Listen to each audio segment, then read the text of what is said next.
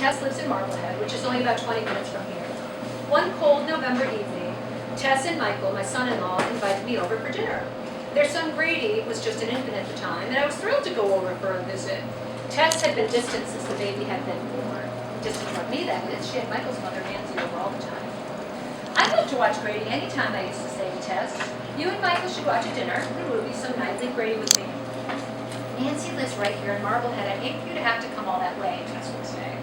I told her I didn't mind in the least, but then she never did ask, so I guess she really didn't want to bother me. So that night I had driven to Marblehead and was surprised to see 2 cars in Tess and Michael's driveway in addition to their own cars. Hello, I called cheerfully as I opened the door. I was feeling quite good. I had had a closing that afternoon and had celebrated with my clients at the Warwick Tavern afterward. I only had 1 or 2 drinks, maybe 3 tops. I wandered into Tess's living room and was shocked to see that Emily was there too, and she had brought her boyfriend Adam all the way from New York with her. And Sue Peterson was there, my secretary Sue.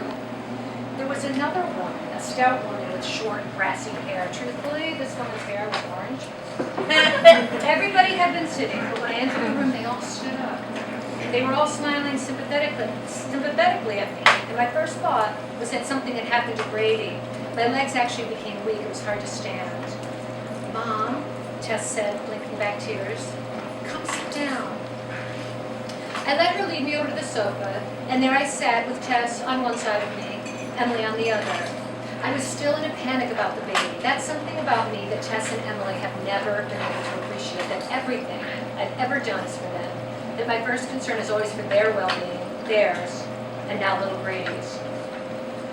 I think everybody knows what happens at these things. The girls took turns reading aloud the excruciatingly elaborate details of my alleged exotic crimes.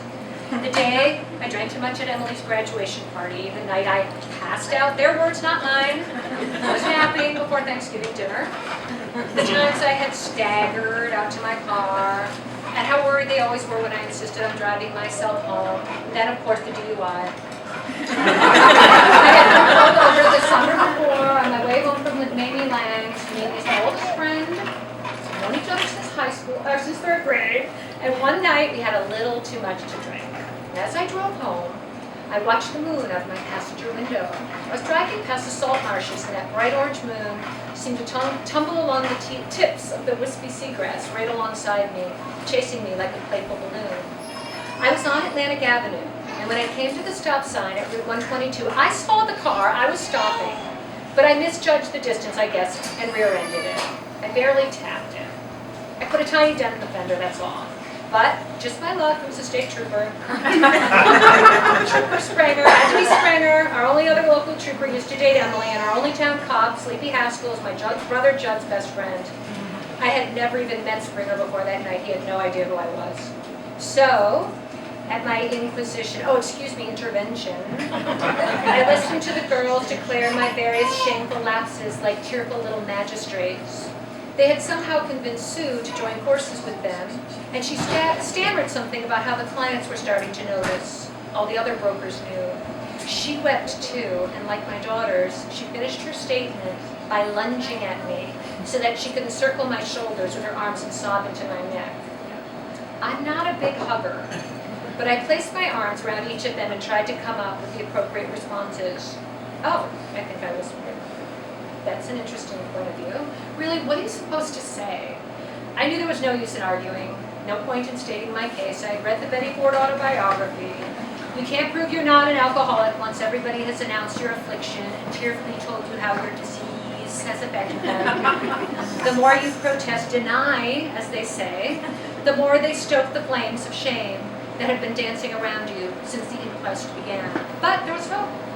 Jenny of the orange hair was from Hazelden. She offered a solution, a 28-day program in Minnesota. I can't, I said, I have a business to run.